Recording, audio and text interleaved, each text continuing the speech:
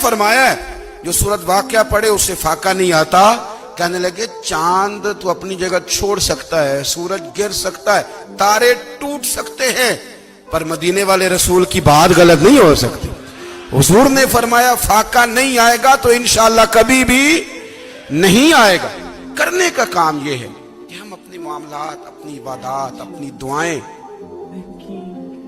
کبھی 10 منٹ عادت ہو جائے نا دعا مانگنے کی, علیحدہ سے رات کو.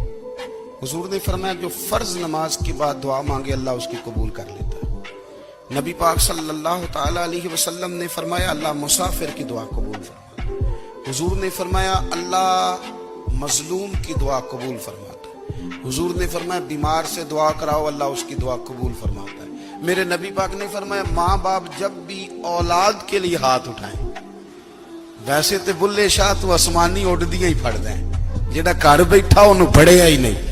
حضور فرمانے لگے ماں باپ جب بھی اولاد کے لیے دعا فرمائیں اللہ ان کی دعا کو قبول کرتا ہے.